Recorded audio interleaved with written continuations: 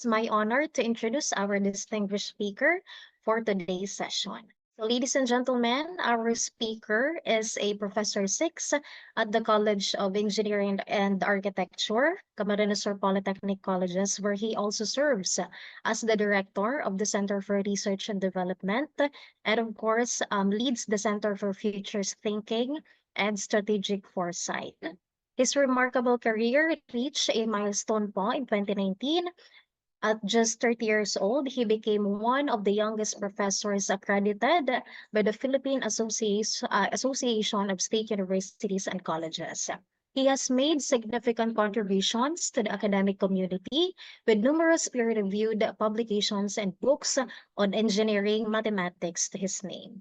His expertise is widely recognized as he has served as a research and publication consultant, editor-in-chief of academic journals, and conference convener for international academic events. And in 2023, his dedication to advancing research was further acknowledged when he was elected a regular member of the National Research Council of the Philippines. And through his work, he continues to inspire both his students and colleagues, driving innovation and forward-thinking approaches in engineering and education. Ladies and gentlemen, our very own and our speaker for today, Dr. Harold John Arterano. So my topic is on online research tools and resources and research metrics. So this is actually very important tools, itong mga research resources natin, especially mga online resources.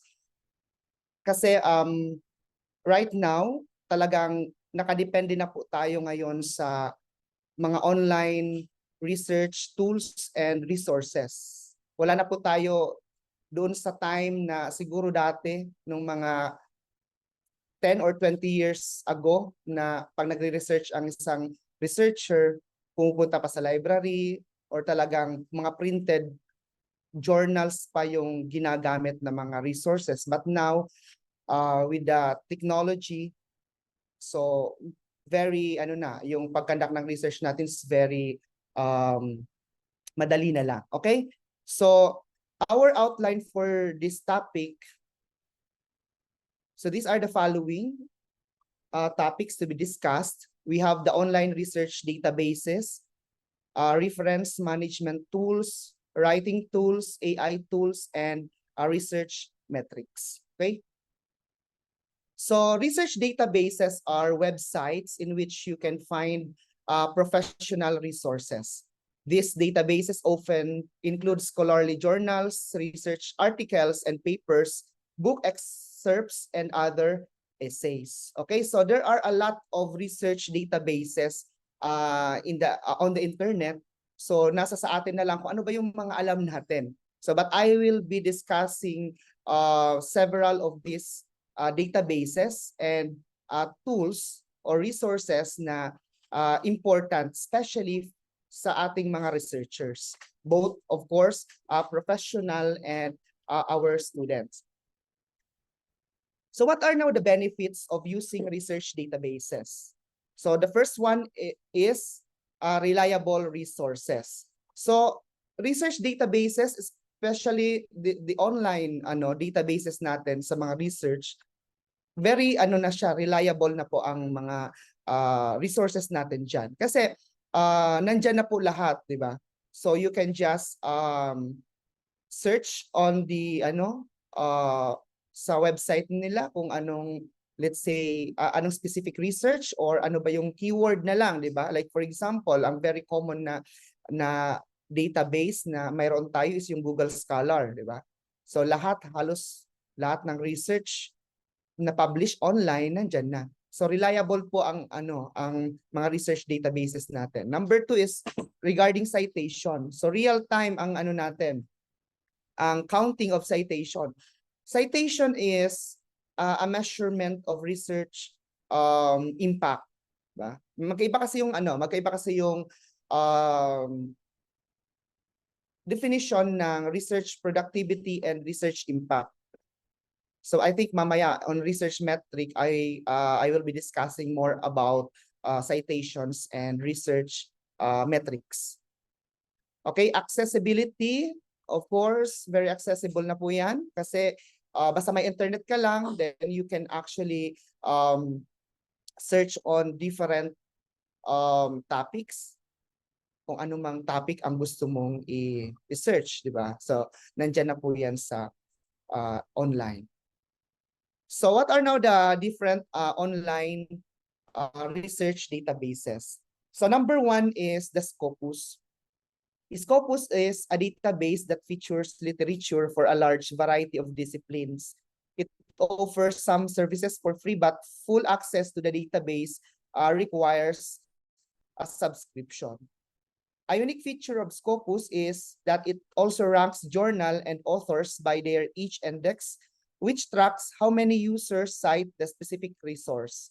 This can help you find high-value sources without having to browse many articles. So Scopus is one of the very popular online databases. At the same time, this is an indexing a service, or kasi kung alam nyo yung university rankings like the QS, so with the advent of the internationalization in universities, so na-measure ang mga universities by ranking. So kung familiar kayo sa TUS ranking, yung sa THE, the Times Higher Education, the measurement of the research impact and research productivity as one or as part of their criteria in evaluating universities ay Scopus publication ng kanilang mga faculty members. So that is why in universities we are actually encouraging our faculty, or we encourage our faculty to publish in Scopus index journals. Kasi ito po yung ginagamit na measurement sa mga world rankings of universities. Okay? So the website of Scopus is scopus.com. So you can just so kung available yung laptop nyo ngayon through online, so you can search on www.scopus.com. So makikita nyo dyan, this is actually the website, and yan po yung lalabas sa screen. So as you can see here, mayroon po dyang author search, and you also have their sources. So ang Scopus kasi free naman po ito, pero may subscription po nito. Yung free ng Scopus, free access, you can search sa mga researchers, yung author search. So ibig sabihin, titingnan mo kung gusto mong makita yung academic profile or research profile ng isang faculty na may mga publication sa Scopus, pwede mong i-search yung pangalan niya via the author search tab na nasa upper right hand nitong nitong screen. And itong sources naman, these are the list of journals. So kung maghahanap ka ng journal na index sa Scopus, diyan ka po maghahanap sa sources.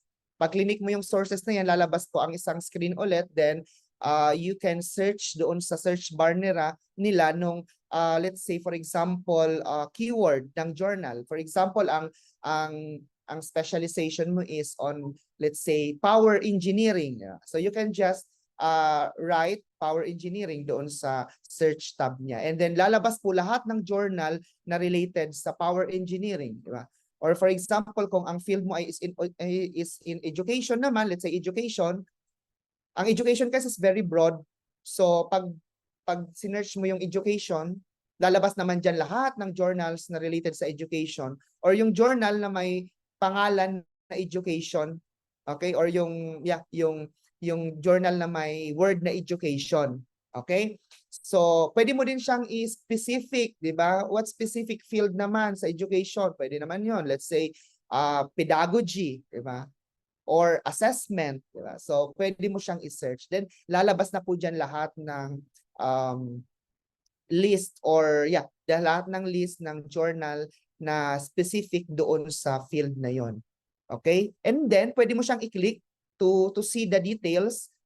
Nandun na po, mag-appear dyan yung details ng journal, kailan ba to na-establish, sino ba yung publisher, at the same time, mag-a-appear din po dyan yung website mismo ng journal. Okay? And then you can now explore that specific journal. Okay? But for yung subscription-based kasi ng Scopus, dito po makikita yung mga publication sa Scopus Journal.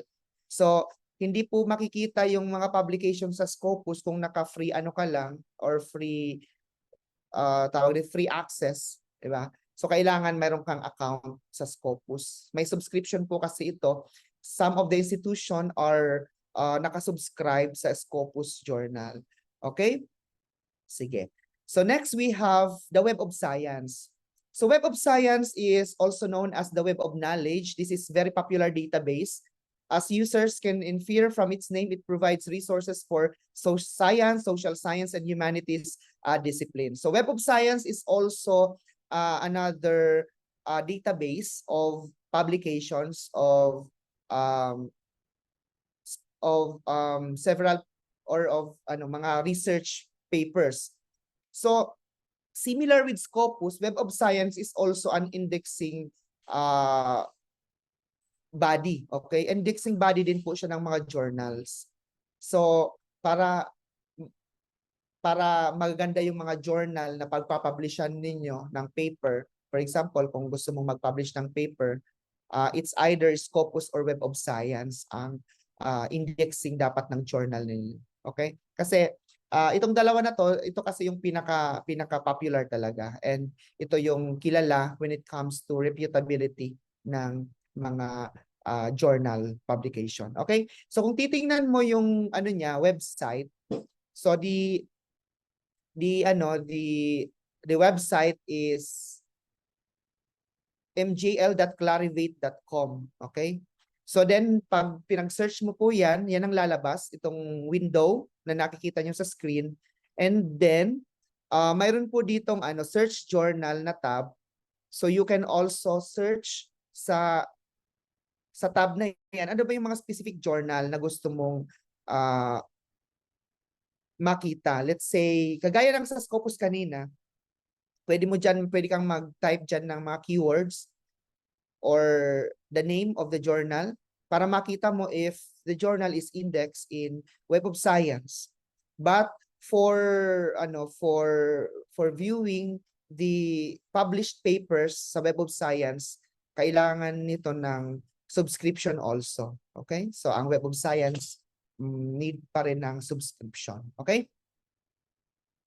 So Google Scholar is a web search engine that specifically searches scholarly literature and academic resources. So what I have mentioned earlier, Google Scholar is the very popular na database online kasi siya, open access siya, di ba?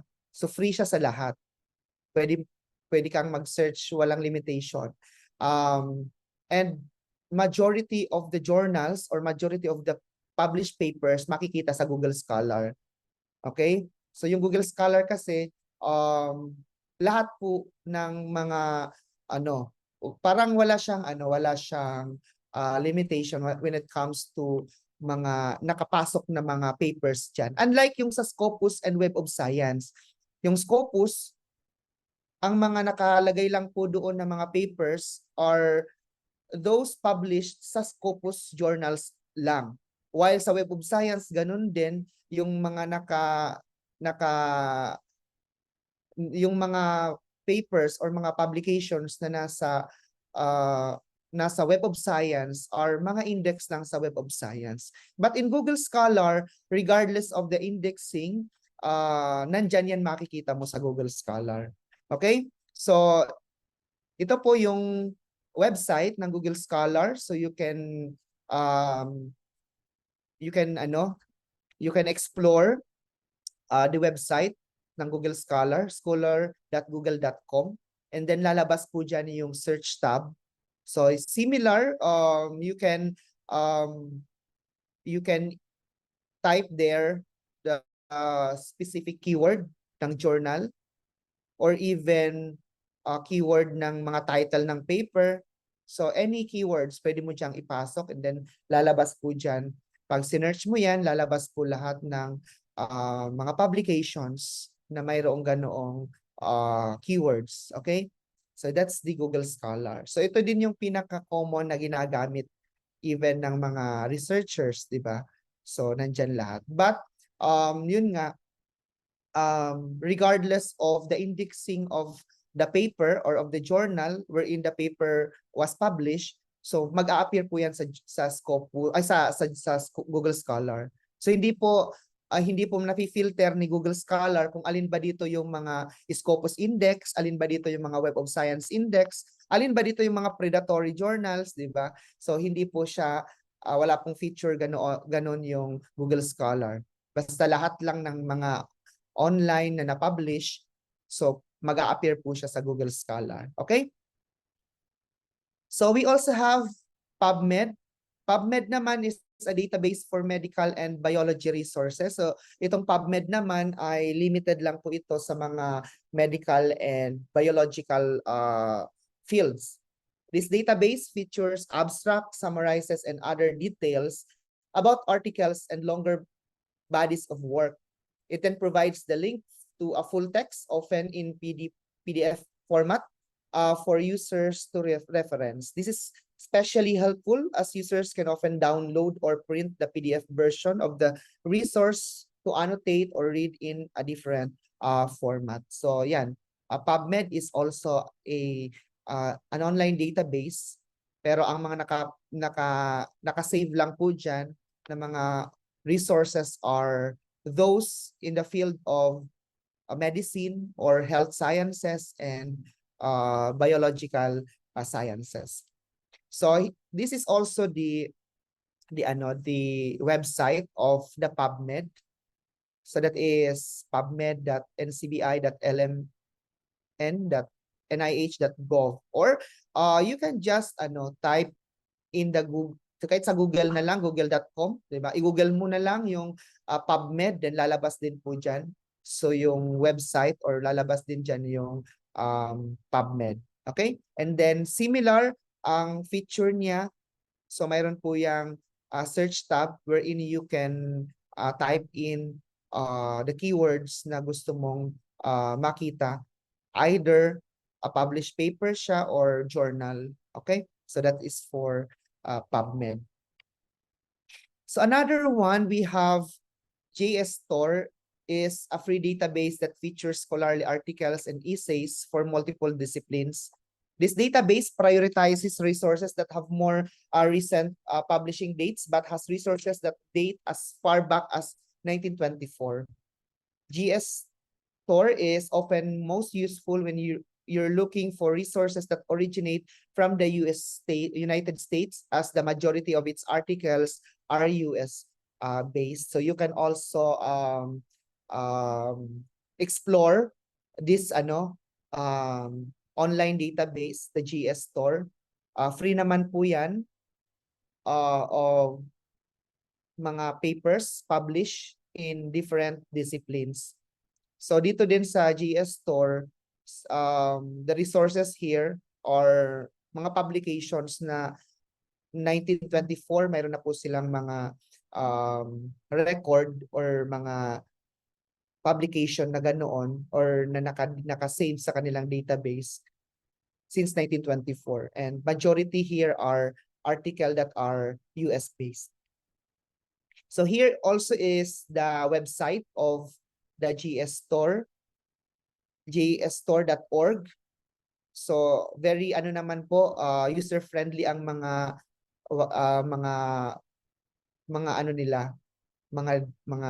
website nila, okay?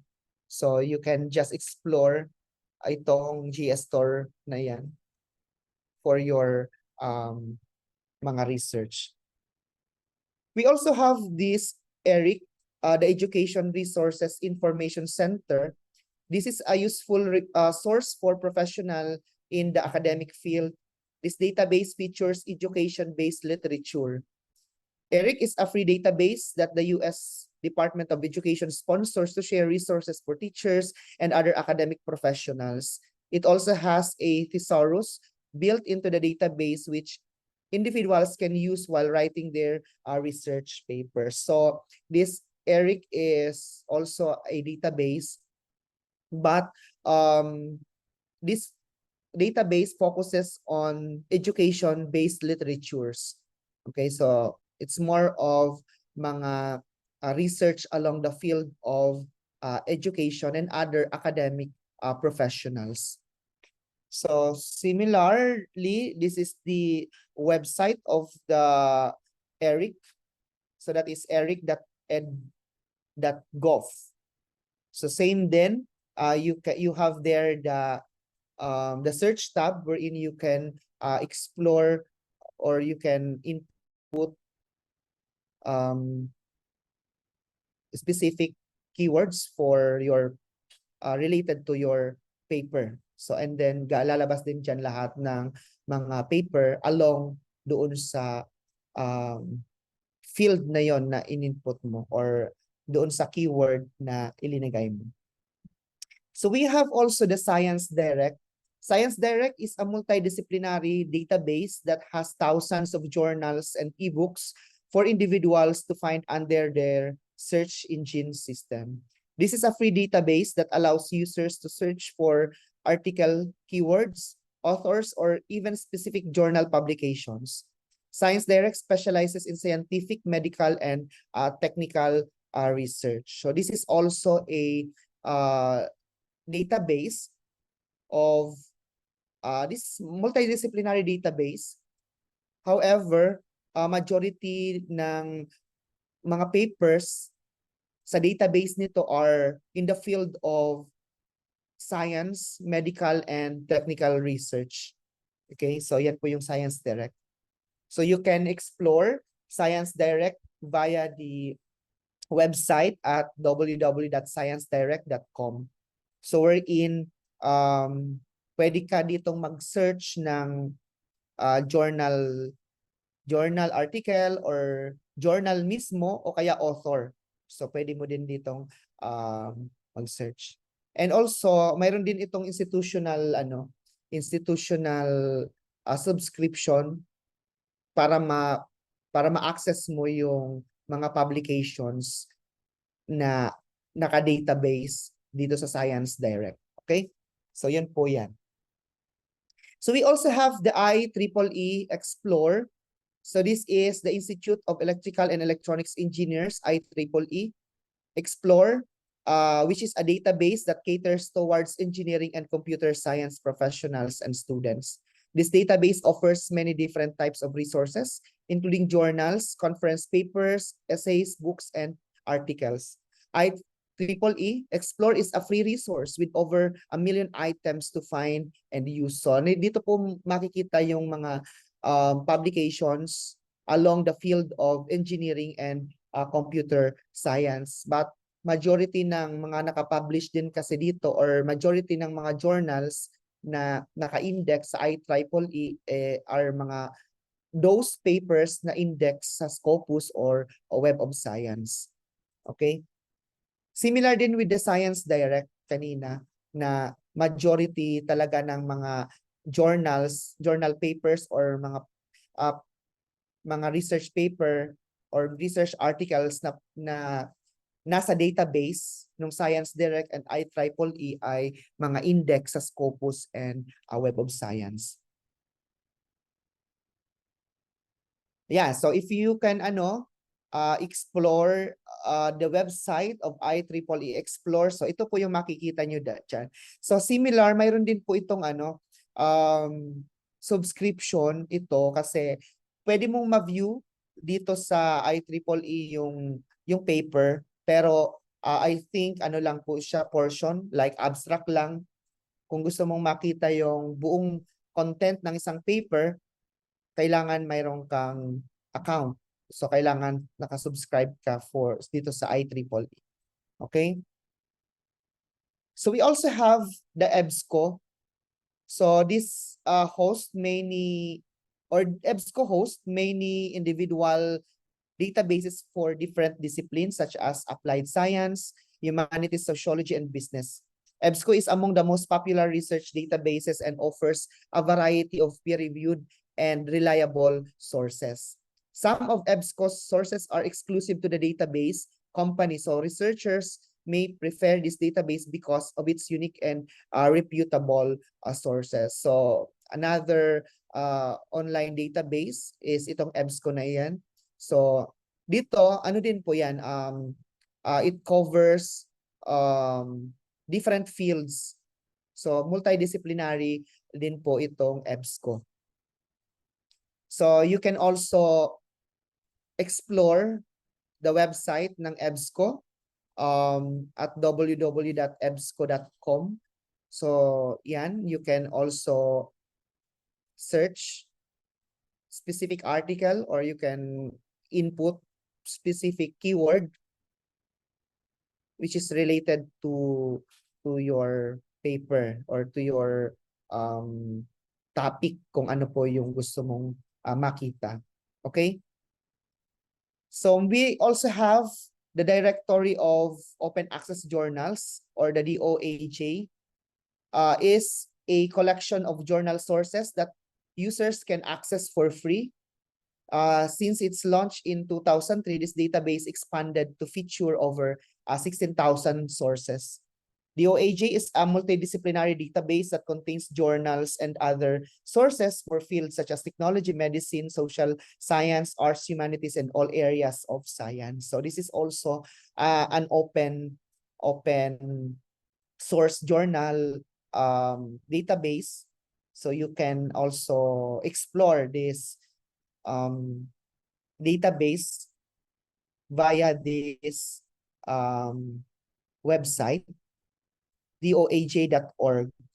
Okay, so you can search journal or article dito sa DOAJ. Okay, so yan po yung kaniyang website.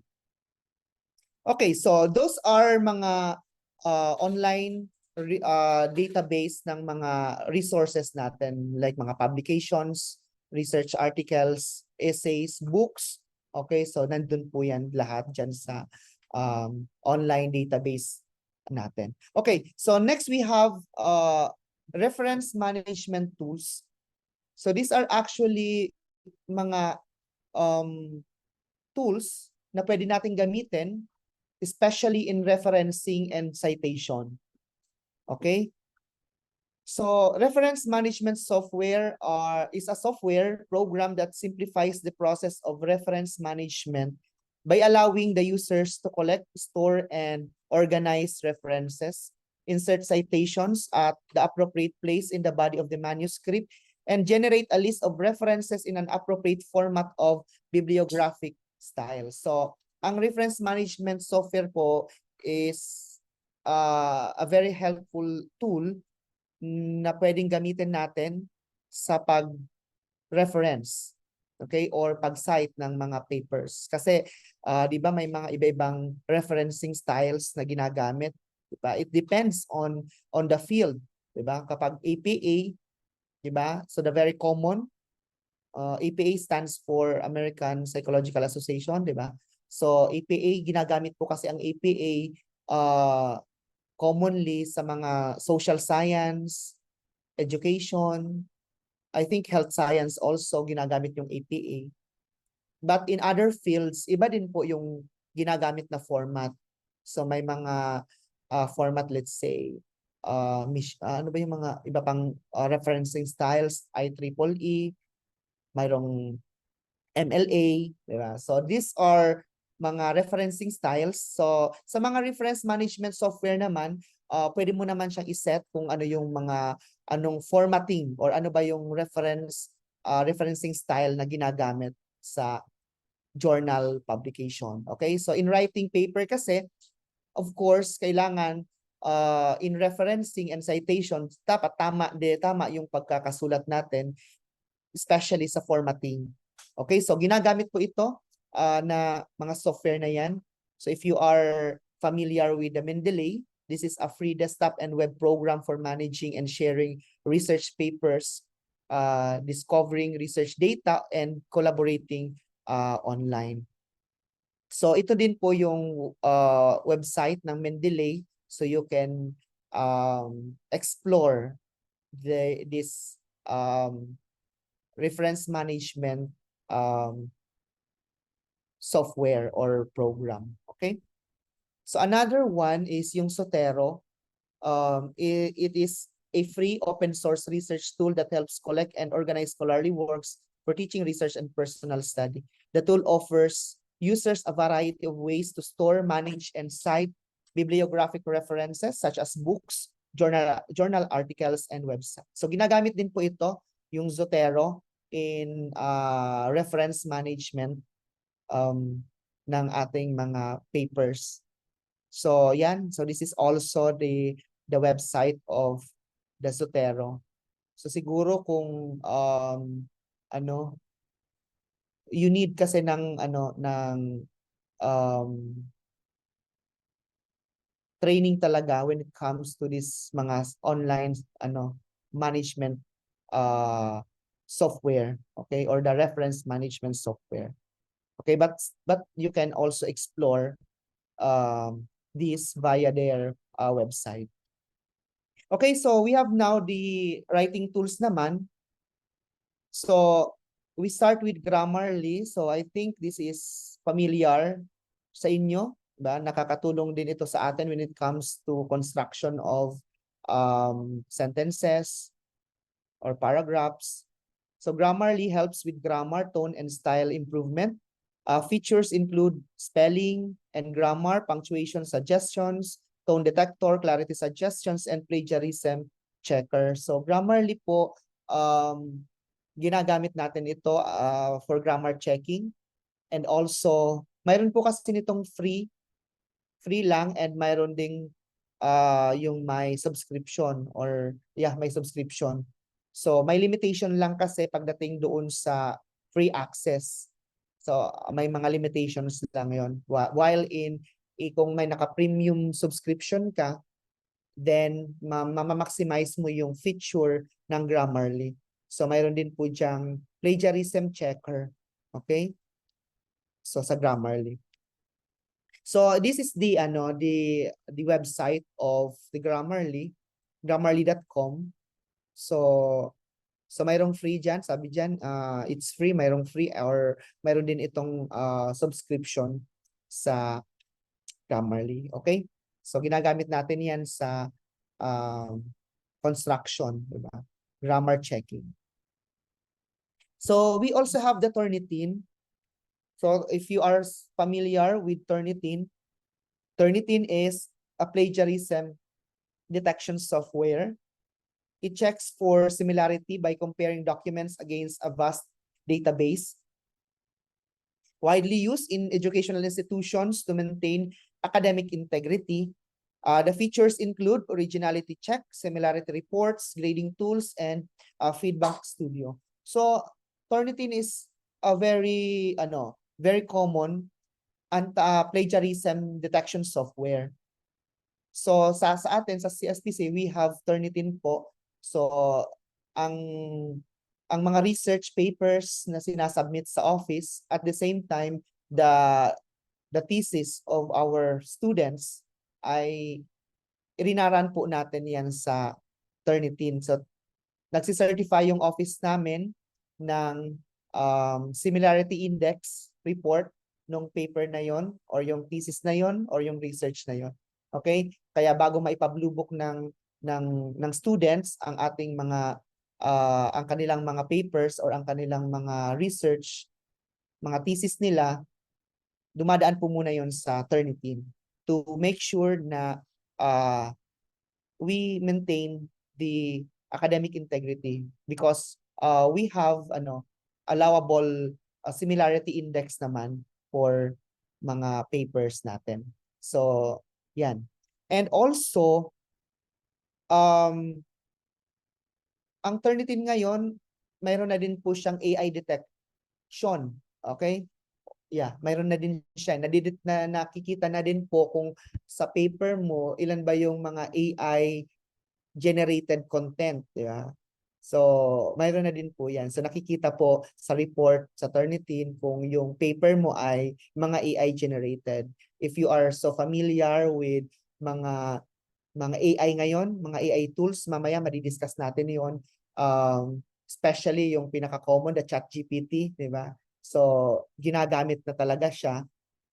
But, of course, may mga limitations din kung paano tayo gagamit ng mga AI tools na yan in generating our research papers. So yan, sa Turnitin, one of the features of the Turnitin is also to check the AI content ng paper. Kung ilang percent ba yan, baka yan 100%, ibig sabihin 100% is generated by AI, di ba? So and at the same time, may mga ano naman po yan, may mga limitation or may mga allowable percentage naman po yan. So it depends kasi sa institution kung may policy sila with regards to research integrity or with regards to mga ganito na concern, the plagiarism and AI content. Okay? So sa ano po sa next session ng webinar series natin, I think next yung susunod sa akin na magto-talk, yung topic po dun is about the Turnitin. Okay? So you will be I think yung coverage ng discussion doon is paano gumamit ng Turnitin. Okay? Kasi po we have access to Turnitin. Our faculty members, mayroon po silang mga account. Kasi ang Turnitin po kasi is a subscription.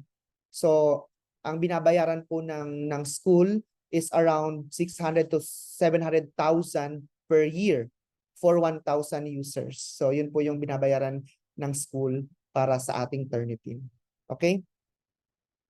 So, ito din po yung website ng Turnitin, turnitin.com.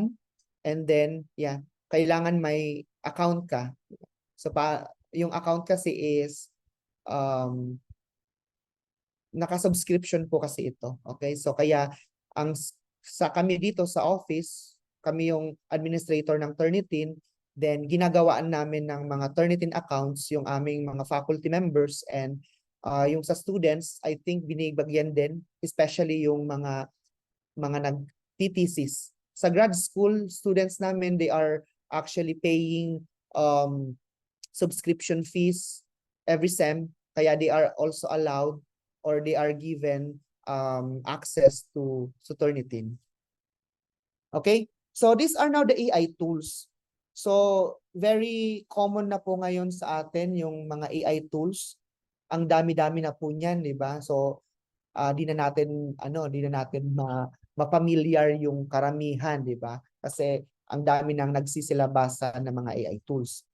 So large language model is a type of AI or artificial intelligence algorithm that uses deep learning techniques and massively large data sets to understand, summarize, generate, and predict new content. So, ito po yung ginagamit sa mga AI natin, di ba?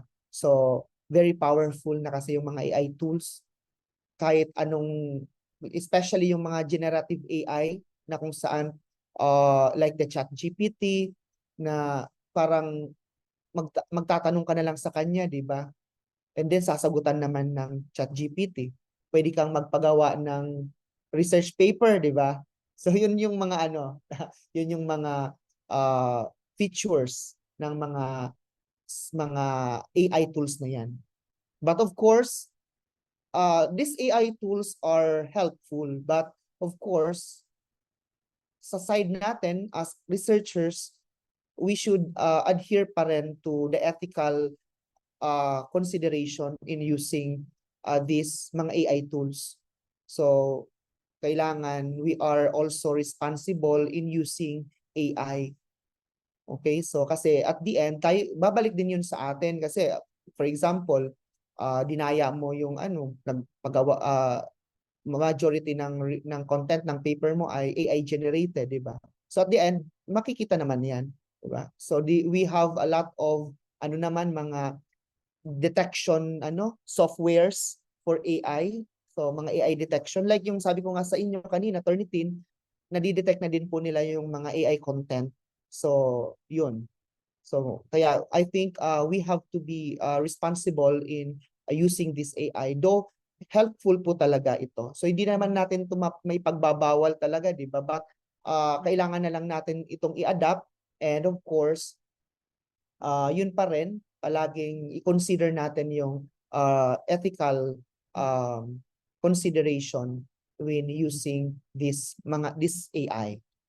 So these are common AI tools, ChatGPT, Perplexity, Claude, and so on and so forth. Actually, ang dami niyan. So mamaya mapipresent natin isa-isa. So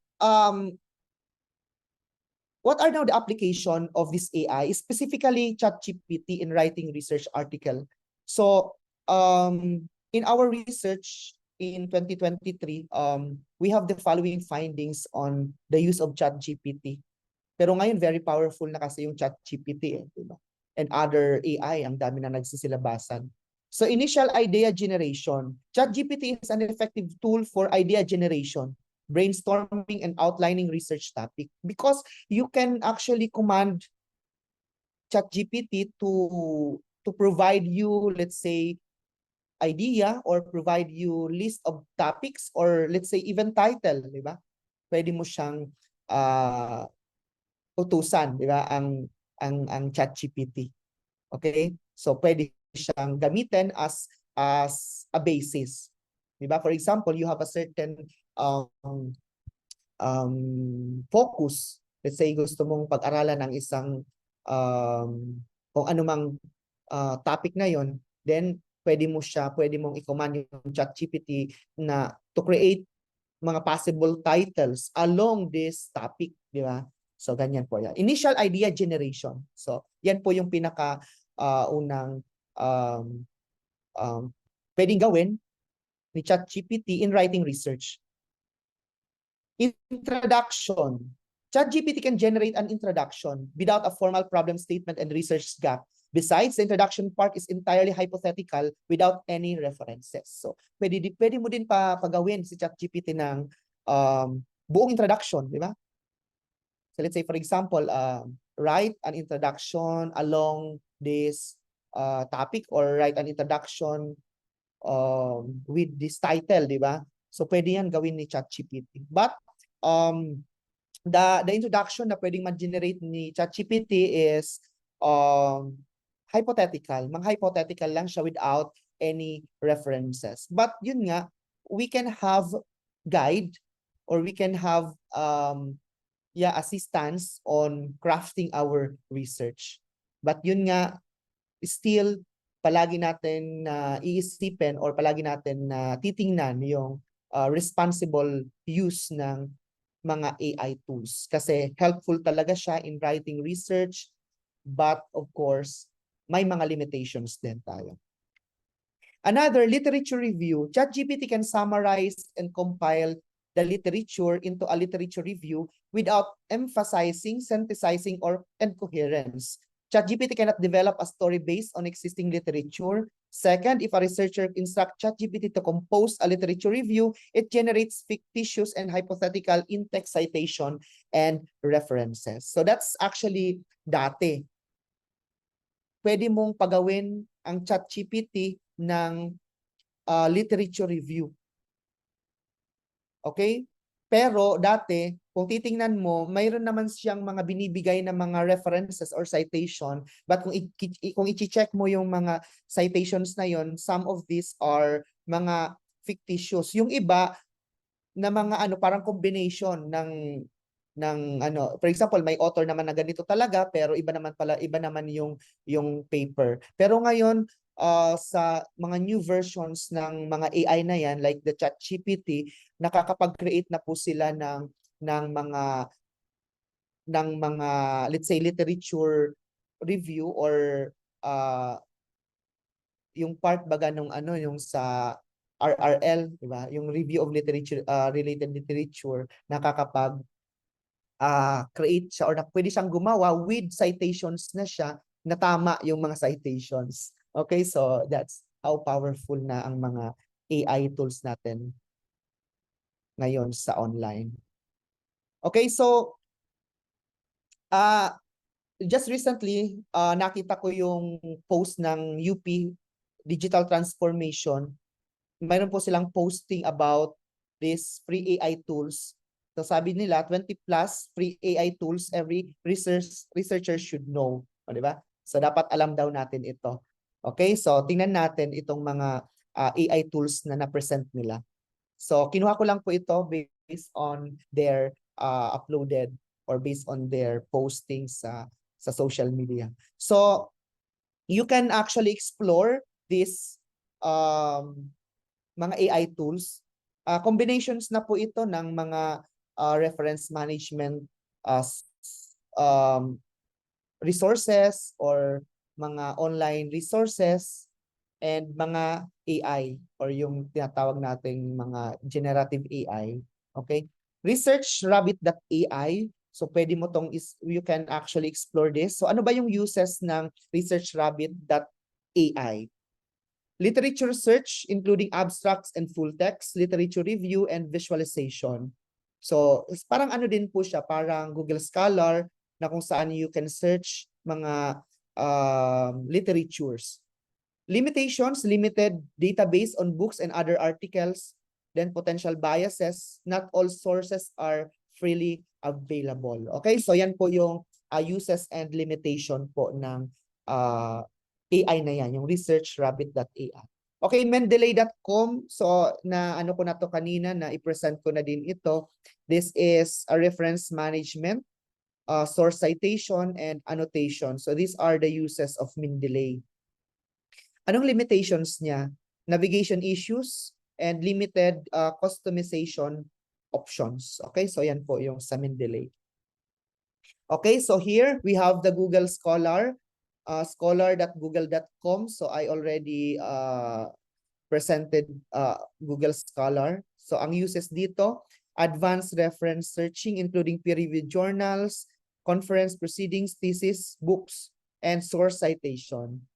Ano yung limitations nito? Might lack advanced search features. Not all resources are peer-reviewed and reputable. Not all sources are freely available.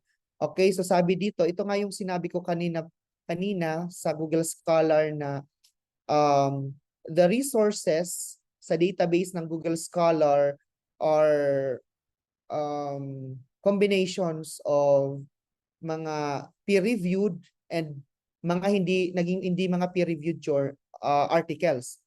So sabi ko nga sa inyo, yung Google Scholar kasi is hindi naman niya kayang i-filter kung alin dito yung mga ano tawag nito, the predatory or mga paper publications sa mga predatory journals or yung mga reputable journal, etc. Di ba? Because combination na po siya lahat nandyan sa Google Scholar. We also have the semanticscholar.org.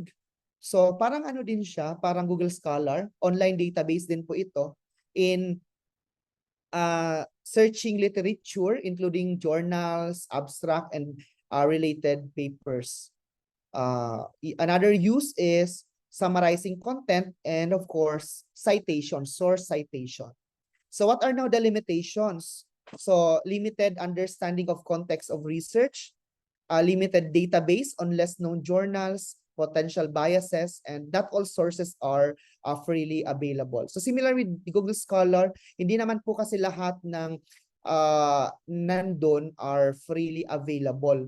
Mayroon po diyang mga ano, kasi ang Google Scholar minsan, or yung Google Scholar kasi parang nakalink naman yan doon sa mga original ano nila, original database talaga. Let's say for example, ang isang publication na nasa Google Scholar, nakalink siya doon sa original website ng journal, and then pag clinic mo yun, hindi po siya available because kailangan may subscription. So hindi mo po makikita yung buong paper.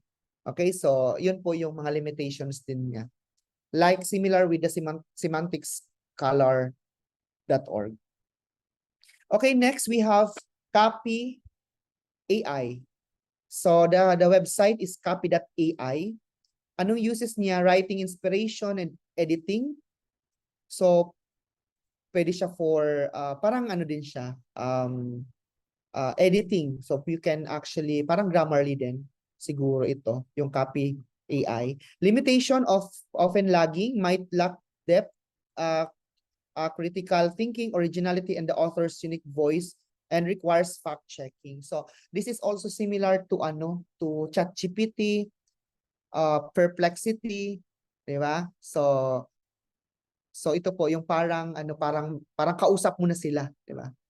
So mag-input ka lang ng command and then sasagutin nila, okay? Next, Perplexity AI. So ganun din po, similar din yan dito.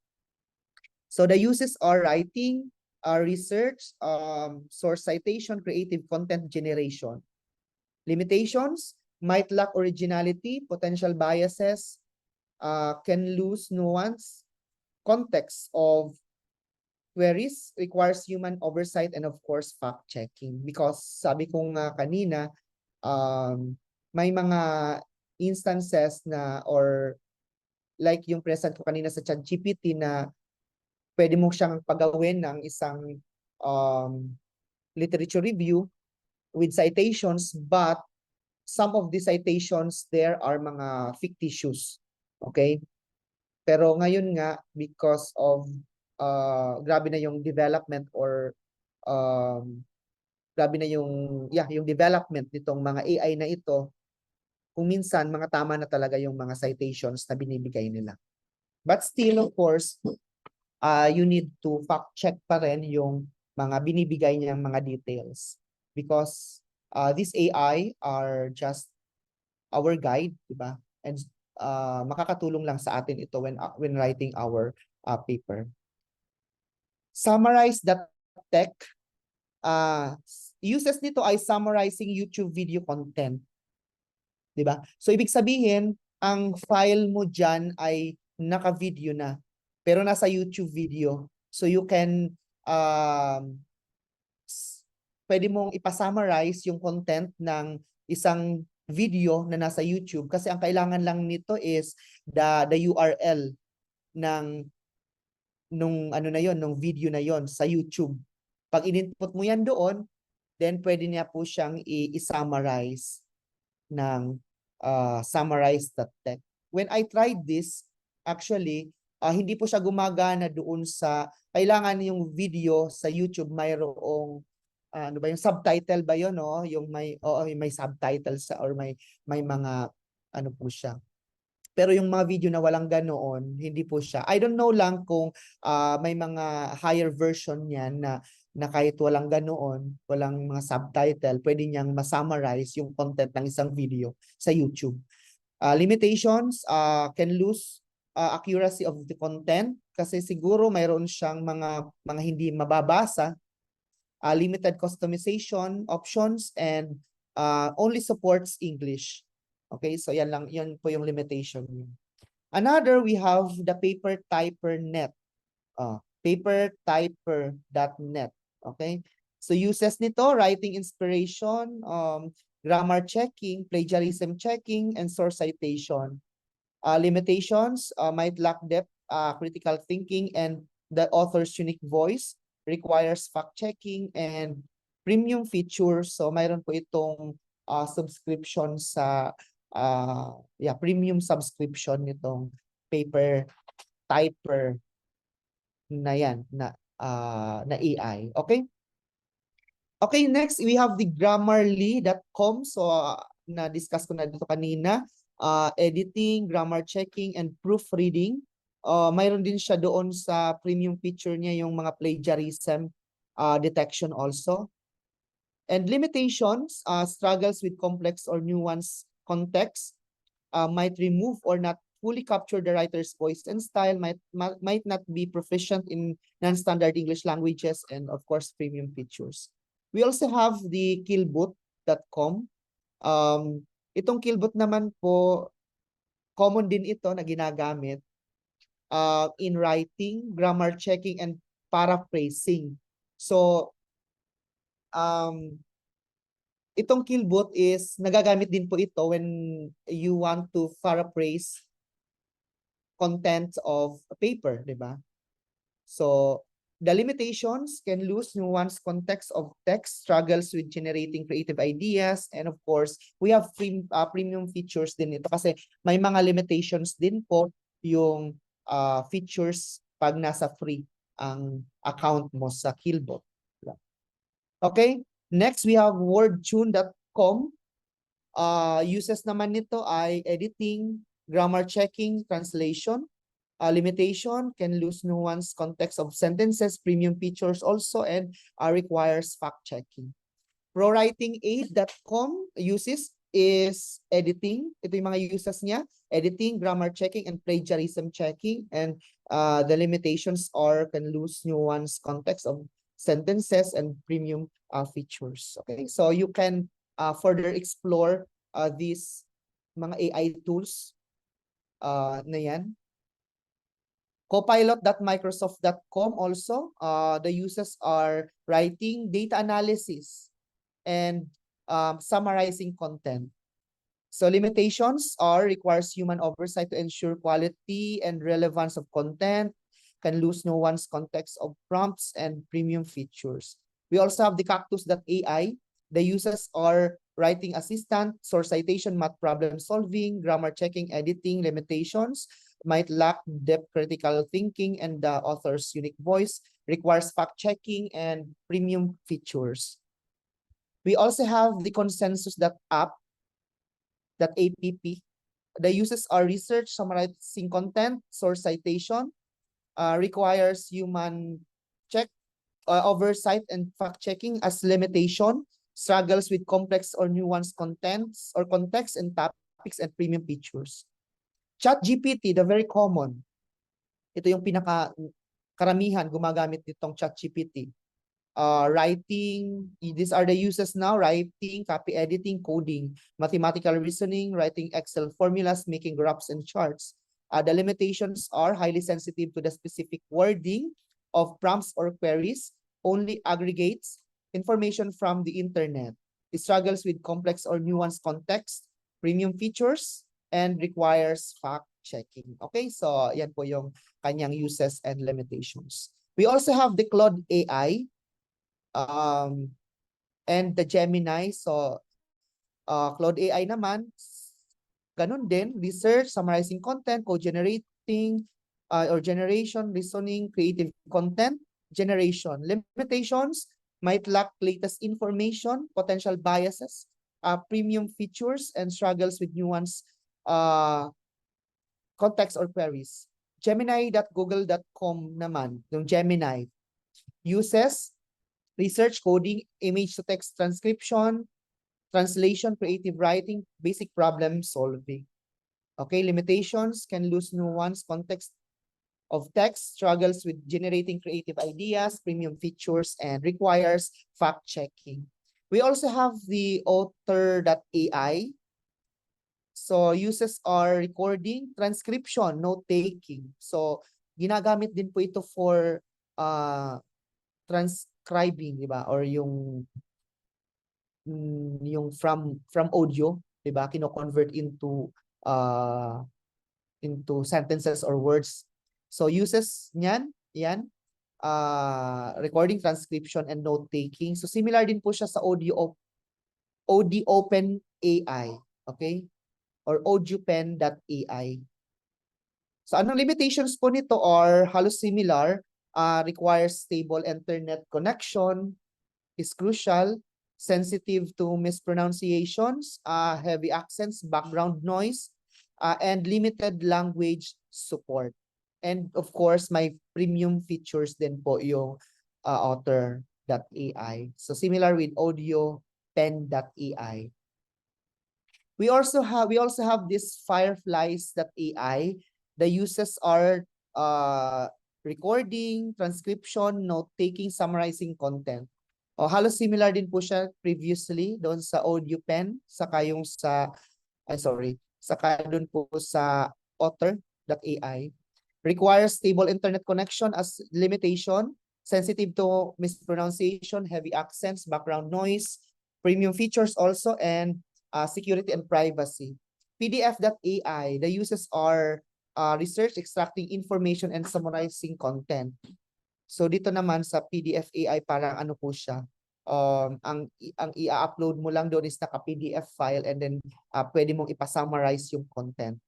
Limitations, struggles with complex or nuanced contexts and layouts, data privacy, and premium features. And we also have the sheet GPT.ai. The uses are text and image generation, classifying and summarizing input. Limitations requires human oversight to ensure quality of input, struggles with complex or ambiguous prompts, potential biases, and premium features. Okay, so these are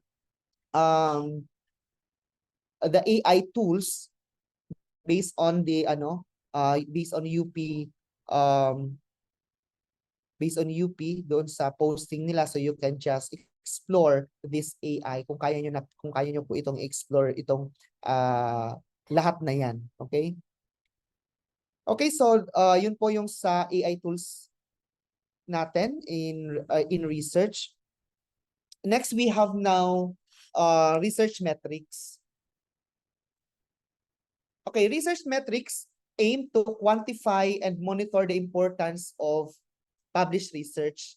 Research metrics are the fundamental tools across the publishing industry to measure performance both at journal and author level.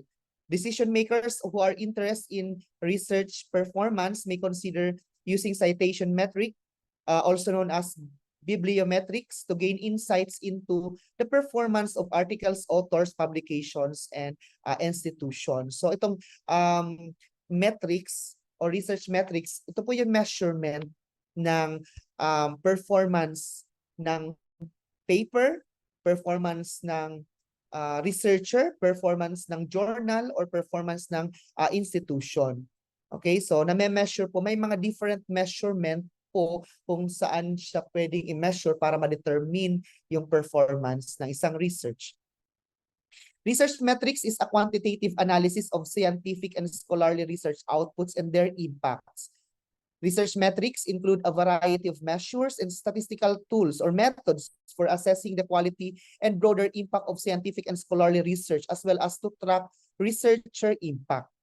Research metrics measure impact and provide insight into the influence of specific journal publication, individual articles, and authors.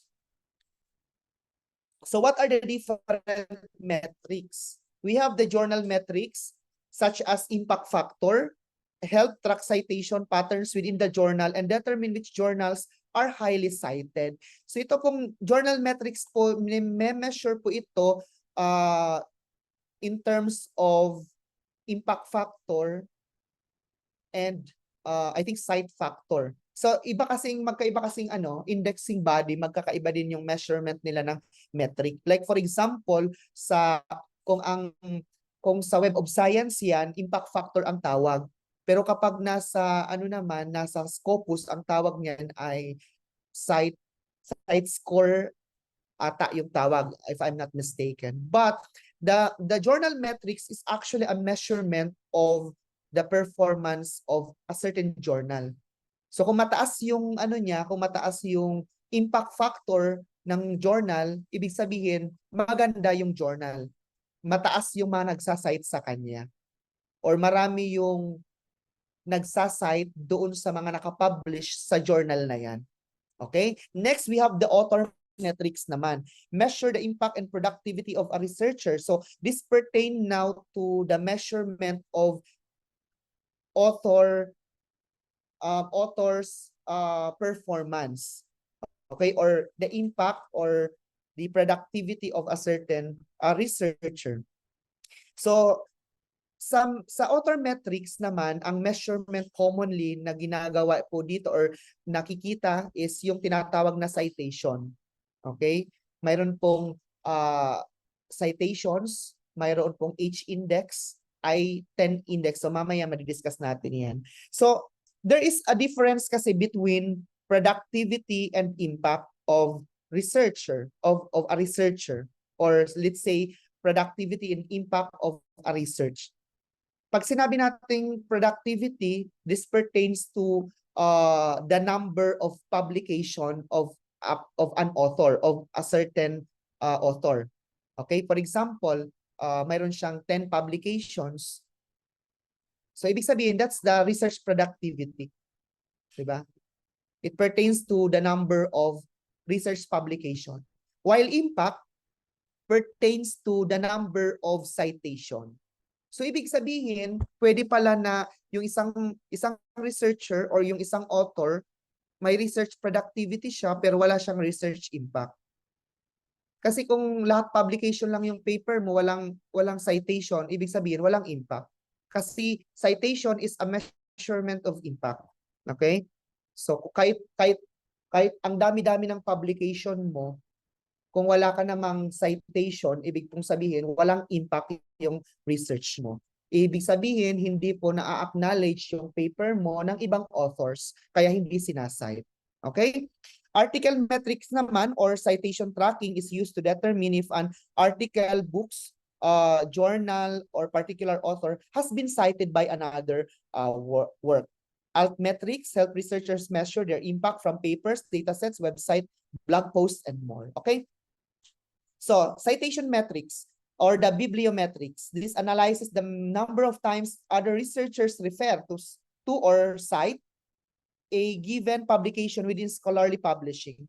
Citation metrics can be generated on article, author, or publication level and can be obtained from Google Scholar, Web of Science, and Scopus. So, yung author po, pwede kang, dapat mayroon ka pong Google Scholar account so that lahat po ng publication mo and lahat ng citation mababasa ng Google Scholar, mag-a-appear po yan dyan. Similar, ang Web of Science din, nag-generate din po siya ng citation ng mga papers na na-publish ng isang author kapag publish siya sa Web of Science, at the same time, ang nag-cite sa kanya ay sa Web of Science. While the Scopus, ganun din. Ang Scopus naman, ganun, dapat yung paper mo publish sa Scopus, at the same time, yung nag-cite ay galing din sa Scopus. Diba? While yung Google Scholar kasi is general po yan lahat. Lahat po niya binabasa regardless of the indexing. So that is why may possibility or ang observation is that ang Google Scholar, mas marami yung citation sa Google Scholar compared sa Web of Science and Scopus. For example, ang isang author or isang researcher. Because may mga publication naman kasi yung isang researcher na hindi index sa Scopus, hindi index sa Web of Science. So that's why, pag sa Google Scholar, lahat po siya nag-display or lahat po siya nababasa. H-index is also a measurement of impact. This H-index focuses more specifically on the impact of only one scholar instead of the entire journal. This is a measurement po ng author naman. Pag sinabing H-index, mas mataas ang H-index, ibig pong sabihin, mas maganda yung research profile ng isang researcher. Kasi, ang minemeasure po kasi niyan is the number of publication at the same time, the number of citations. So, may computation po kasi yan. A scientist has indexed H if H of his or her NP papers have at least 8 citations each and other papers have more than 8 citation each. Ang H-index is from the name of Hirsch. Okay? Siya po yung proponent ata ng H-index. Example, an H-index of 6 tells us that the author has 6 papers which have each been cited at least 6 times. Okay? So, yan po yung H-index measurement. We also have, for example, mayroon tayong illustration po dito. As you can see, mayroon po siyang 8 article na na-publish, and each article mayroon pong citation numbers or the number of citations. So ang H-index po nito ay 6 because titingnan po kasi niyan is yung article, yung mga article na mayroong kung nasa 6 po siya, ito po yung may 6 citations and more, di ba? So yan po yung H-index niya. Mayroon ding item index na tinatawag. This refers to the number of papers with 10 or more citations. So, ibig sabihin, kung ilan po yung item ng isang author, yun po yung, ang measurement po niyan ay the number of papers na mayroong 10 na citations and more. Okay? So, yan po. For example, mayroon kang yung 5 paper mo, may mga ang citations niya ay individually 10 citations and more. So, ibig sabihin, kung 5 yon, 5 ang item mo. Okay? Or the item index is 5. Okay?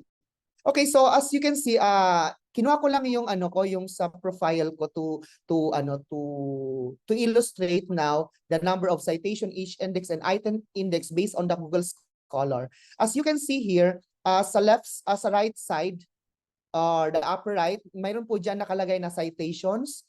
Mag-appear po diyan the number of citation ng lahat ng paper mo. H-index po is kung ano po yung measurement ng H-index mo, and the item index naman nandyan po. So sa Google Scholar, mag-a-appear po dyan. So you can, kung gusto mong tingnan yung mga publications ng isang researcher, then you can actually search them via Google Scholar. Next, how to improve the impact of your published research articles. So number 1 is to understand the process of publishing your research, because kailangan para magkaroon ka ng citation, kailangan mayroon kang publication. Nagsisimula yun palagi sa publication. Okay, so you have to understand the process of publishing your research in journals. So may mga challenges din kasi in publication, di ba? The first one dyan ay saang journal ka ba magpapublish? How to identify whether a journal is reputable or predatory, di ba? So another consideration ay yung indexing ng journal and other considerations. So that's why karamihan ng mga researchers nahihirapan pagdating sa publication because of several factors. Number 2, adhering to ethical guidance, because kailangan pa rin na we have to consider ethical standards in writing research. So as what I have mentioned earlier, though may mga AI tools talaga tayo na ginagamit na nakakatulong pagdating sa pagsulat, but still kailangan maging responsible tayo in these aspects. Okay? Kasi at the end, pag sa journal na po yan, isasubmit mo, makitaan yan ng mga irregularities or mga unethical practices na ginamit mo, or mga sa pagsulat mo dyan, then babalik din yun sa iyo as the author of the paper. Ito na pala yun. Choosing a journal, writing for an academic journal, writing an effective title and abstract, and using keywords to improve discoverability. Kasi important din po kasi yung keywords na ginagamit natin sa mga publication or sa paper, because yun kasi yung unang tinitingnan ng mga ibang researcher, yung mga keyword, di ba? Kanina, pag sinasabi ko na i-input mo sa search tab, para palaging keyword ang linalagay natin, di ba? So kasi kung yung keywords na ginamit mo sa article mo is very madali lang siyang ma-discover or madali lang siyang mga words, then may possibility na maraming makakabasa ng iyong publication. Producing your article, understanding your research impact, and using academic social media to promote your work. So, isa din po ito sa sa ways on how to improve. One of the ways on how we can improve our impact is to promote your work via social media, academic social media. Okay, hindi po yung Facebook. When we talk about academic social media, these are mga social media platform siya na more of ang pinag-uusapan doon are academic or scientific works. Okay? So mamaya ipipresent ko some of these academic social media. Showcase your research with peers. So that's why may mga platform tayo in disseminating research like presentation and other means of research dissemination. Okay, so author profiles. So you can actually, as an author, so kahit wala ka pang publication, you can now create your author profile. Kahit student pa lang po tayo or student pa lang, pwede na pong gumawa ng sarili nyong author profiles. Kasi once na mayroon kang publication, then it will be automatically mag-a-appear dyan sa mga profile mo na yan. Okay, we have the ORCID ID. ORCID ID kasi is para ano po siya, parang nag-generate po siyang ID sa orcid.org na kung saan ginagamit po ito, or the ORCID ID is one of the requirements pagdating sa publication. Yung ibang mga journal nagre-require po ng ORCID ID. Hinihingian po. So sabi ko nga, kahit wala ka pang publication, pwede ka na pong mag-create ng sarili mong profile. Researcher ID, this is specifically for Web of Science. Kung may researcher ID ka na sa Web of Science, lahat naman ng publication mo sa Web of Science, dyan po mag-a-appear. Similar with Scopus ID, ganun din. Mga Scopus publication lang yan. Google Scholar is the very common. Kahit wala ka pang publication, pwede ka nang gumawa ng sarili mong Google Scholar account. ResearchGate is a form of academic social media. So ang ResearchGate po, kung familiar kayo dyan, para po siyang social media, pwede kang mag-post, pwede mong yun nga, yung kanina, sabi nga natin, pwede mong i-disseminate yung research mo via academic social media. So pwede mo po siya doong i-post para mas marami yung makakabasa ng paper mo. Academia, ganun din. So this is also similar to ResearchGate, and SSRN pwede din. So ito po yon, ORCID ID. So ito po yung ano niya, yung display. So ginamit ko lang po yung ORCID ID ko or yung account ko para dito. So parang lalabas po diyan, mag-i-input ka po ng mga details mo, your profile dito sa ORCID na yan. Then makaka-generate diyan ng ORCID ID. Okay? Next, we have Researcher ID. This is for Web of Science. Pwede ka ding gumawa. Lahat ng publication mo sa Web of Science, or sa Web of Science, dyan po mag-a-appear. Okay? Similar, mayroon din po dyan yung mga, may mga feature, may mga ano din dyan, may mga metrics like the citation, the number of citation, the H-index pag sa Web of Science. Pero sabi ko nga kanina, ang nag-a-appear lang po dyan ay yung publication mo and yung mga nag-cite sa'yo na both published in Web of Science. Scopus ID, ganun din, mag-appear din po dyan. Ilan yung publication mo sa Scopus, ilan yung citation. So, yan. Google Scholar, the very common. So, nakita nyo yung kanina. So, you can also explore creating your own Google Scholar accounts. Okay?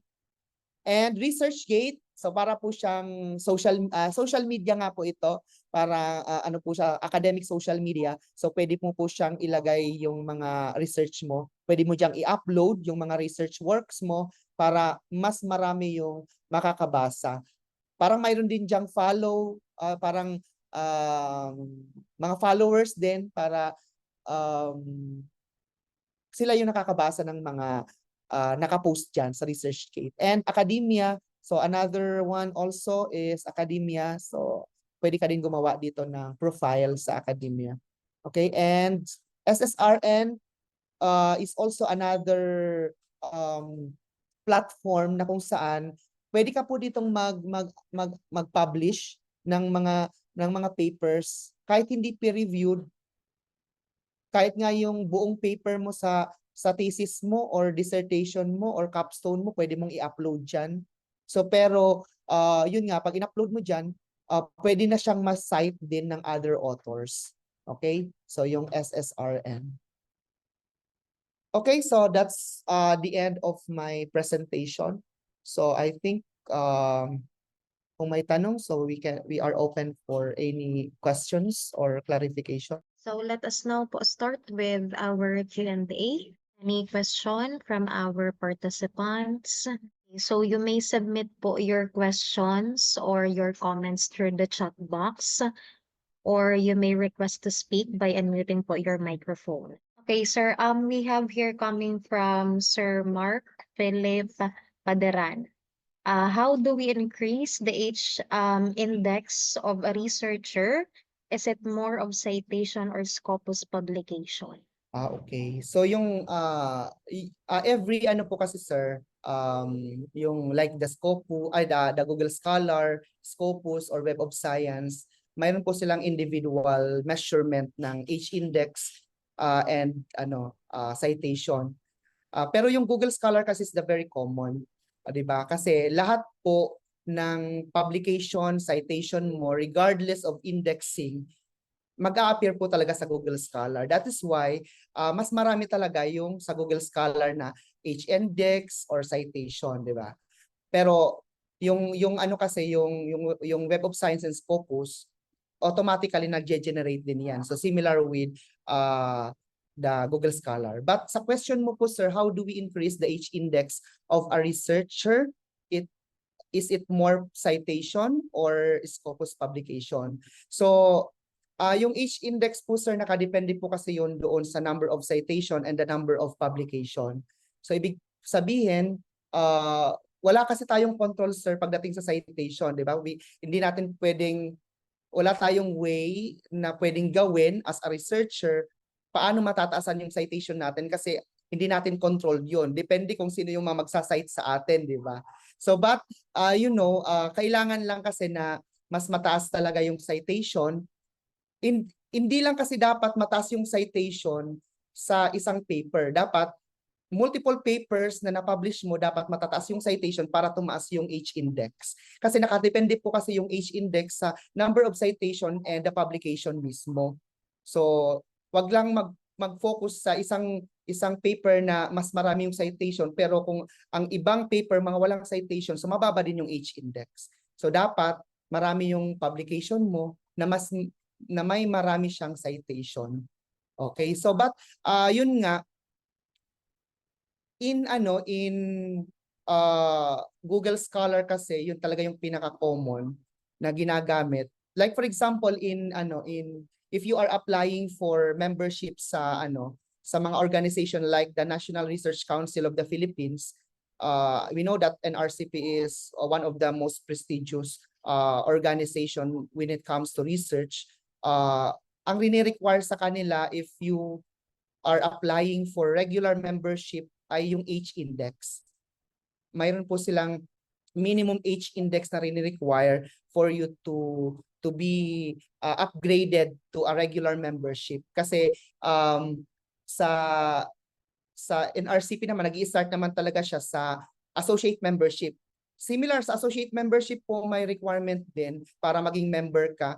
I think number of publication. Dati H-index din po yung requirement pero ngayon binabaan na parang publication na lang. But if you are seeking for upgrading sa regular membership, H-index po ang tinitingnan. Pero ang ginagamit po nilang measurement ay Google Scholar.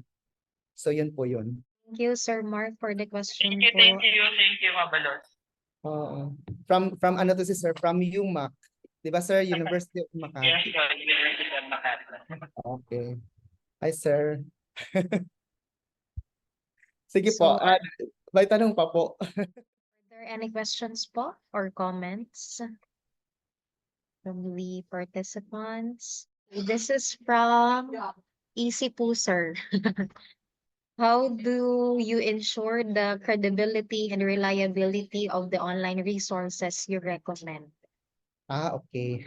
Coming So, from yung mga from online Sky resources, student. natin is actually parang ika-counter check natin. Like for example, ang ginamit mong online database ay Google Scholar, di ba?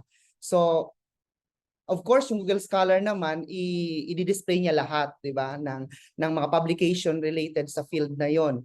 But, kailangan i-counter check din natin yung journal na kung saan na-publish yun, di ba? So that's kailangan i-counter check natin din yung journal na yon. So kasi yun nga sabi ko sa Google Scholar hindi naman talaga na fi-filter kung alin ba dito yung mga credible na mga paper, alin ba dito yung mga paper na na-publish sa Scopus or Web of Science. So still yung author pa rin or yung researcher pa rin yung magdo-double check or magka-counter check ng publication na yun kung credible ba talaga yun. Pag sinabi kasi natin credible, parang mahirap natin i-measure, di ba? But yung basis na lang natin ng mga credibility ng like ng mga publication is through the indexing of or the journal kung saan siya nakapublish. Nung nakapublish naman talaga sa Scopus or Web of Science yung publication na yon, so pwede nating masabi na okay yung publication na yon. So parang ganoon. Kasi sa Google Scholar yun nga, wala naman kasing limitation or sorry, may tawag nito. Yeah, walang limitation pagdating doon sa i-display niya kasi i-display naman talaga niya lahat, 'di ba? Ng mga sinearch mo na mga article for example, and then you. So, trabaho mo na as a researcher na i-counter check naman siya doon sa journal na pinablishan mo kung saan ba talaga ito nakapublish. Kasi baka yan nakapublish lang naman sa isang predatory journal, o 'di ba?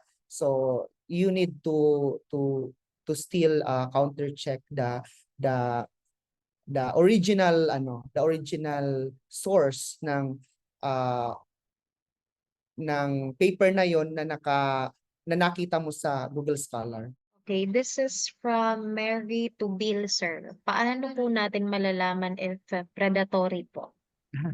Okay. Actually, ang ano na po ang issue na yan ay yung predatory po talagang mahabang topic po kasi yan, di ba? So marami pong consideration on how we can determine whether a journal is a predatory or not, di ba? But I don't know if anong taon lang yung naglabas yung BIALS list of predatory journal, but nagkaroon ng issue dati. Rineklamo yung BIALS list of predatory journal kasi parang rineklamo siya ng mga publishers kasi ano daw yung basis niya para na-identify or ano yung basis niya nung pag-identify ng mga predatory journal. Pero I don't know kung may BIALS list of predatory journal pa po ngayon. But of course, one way to determine whether a journal is predatory or not is yung isa po sa consideration natin dyan is yung peer review process, the editorial policy. Actually, marami po kasi i-consider. Pero yung CHED or yung PASO dati nag-release po yan ng guidelines on how to determine reputability of journal. Ang isa po sa tinitingnan or isa po sa sa consideration para masabi mo na reputable yung journal ay yung indexing nga ng journal. Like for example, yung Scopus, Web of Science, and ASEAN Citation Index.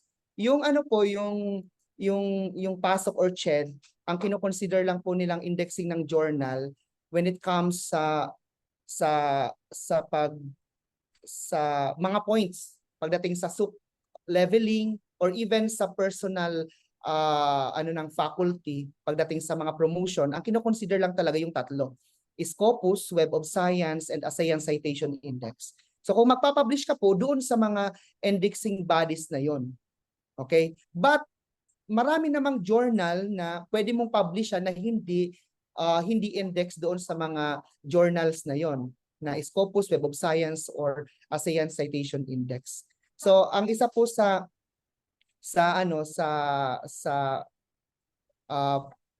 pag-determine or isang way para ma-determine natin na yung journal is predatory is kung ang journal ay naghihingi ng mataas na mga publication fee na mabilisan ang publication ng paper. Okay? May mga journal po na gano'n di ba? Nag-submit ka ngayon, within a week pwedeng ma-publish. They are predatory. Kasi in journal publication or in publishing industry kasi ng mga peer-reviewed journal, mahaba pong process ang publication ng journal. Hindi po yan madalian na within a week or within a month kaya mo ma-publish yung paper, so hindi po. Some of the papers umaabot ng half a year, 6 months to 1 year, may iba nga na umaabot pa ng 2 years. 'Di ba? Kasi very po yung process ng peer review ng isang journal. So isa po yan sa way para malaman natin na yung journal is predatory. Kung may mga nag-o-offer sa iyo na fast publication na mga journal, so that is actually mga predatory yan. So yun po. Kasi yung iba, submit lang ngayon. Makikita mo naman yan sa paper, paper details. Kailan ba siya na-accept or kailan submitted? date submitted, date accepted, date published. So makikita mo yan dyan, di ba? So kung yung process na yun is napakabibilis, so tingnan mo din yung journal, di ba? Kung yung mga publication nila ganoon, so they are actually predatory. Okay? So isa lang po yun sa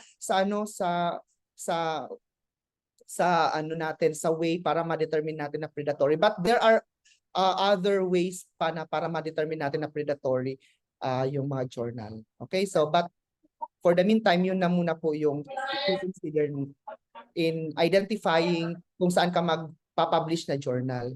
Okay? Next question po, sir. This is Yes. from Sir Jason Imperial. Sir, as lang po in developing materials, at least how many validators can we have so that I may say valid and reliable? Okay. Anong specific material po ito? In developing materials, at least how many validators? Anong specific pong tawag nito material ito? Is this an instrument in research or anong klase po? Yan, na need natin ng validation? Or is this anong klase siya? Pero kung sa ano naman, sa validation, Supplementary materials na po, sir. ano po? Supplementary siyang- materials po. Mga supplementary Sir materials, Jason. like mga instructional materials po ito? Instructional material? Oo. So, parang, okay. Supplementary materials, like for example, mga instructional materials na need natin ipa-validate sa mga experts. So ganun po. Okay. So actually, in evaluating naman kasi mga materials, wala namang pong standard number to kung ilan po yung magva-validate ng material mo. Like for example, kung instructional material na yan, need mo ipa-validate sa mga experts, 'di ba? So pwede kahit nga 10, pwede na yun, 'di ba? But make sure na you have the instrument, or you have the tawag nito, validating instrument, or yung tawag niyan, yung instrument nga niya in validating, di ba? So in instructional material naman kasi may mga standard naman na tayong validating tools, or mga validating tools. Like for example, yung sa DepEd ginagamit yun generally. Even nga in higher education ginagamit yung sa DepEd LRMDS, if I'm mistaken, yung sa pagbabalidate ng mga instructional material. Okay? But in instructional material kasi, hindi lang tayo nagfo-focus doon sa validation of the content, the validation noong structure and format ng material, but kailangan supplemented pa rin po ang instructional material ng validation from the students' learning. 'Di ba? Kasi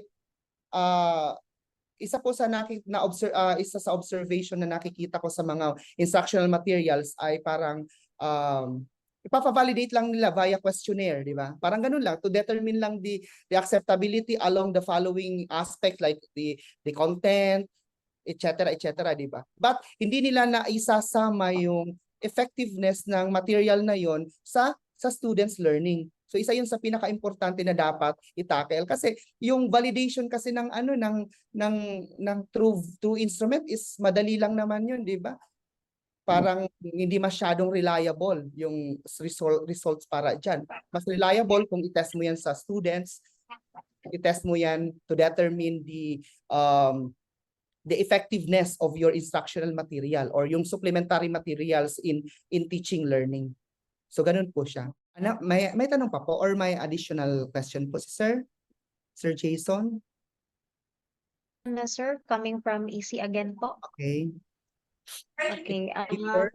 Sir, if the paper relies more on website reference rather than articles or books, can still consider it a reliable source. Okay. So yung sa mga website references, actually yun nga, we can also cite mga sa website, di ba? Like mga report sa website, even post or blog sa website, we can also cite them. But of course, since ang kino-consider kasi natin dito is academic paper, we are actually writing academic paper. So kailangan po majority pa rin ng mga sources natin are those papers or papers na galing sa mga articles, published articles, or as much as possible mga peer-reviewed articles and books. Okay? So yun pa rin po talaga yung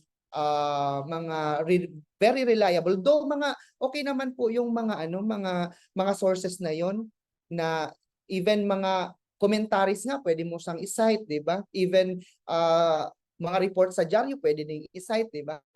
But of course in paper, in research writing then, like for example in the discussion of your results, kailangan supported siya ng mga previous studies. So saan ka kukuha ng mga previous studies or mga literature? Galing lang naman sa mga peer-reviewed articles and books. Okay? So but yun nga, wala naman pong nagbabawal na hindi natin i-cite or hindi pwedeng gamitin yung mga website references. Pwede po yun, walang problema. Okay? Thank you, sir. So are there any questions pa po or comments? Okay.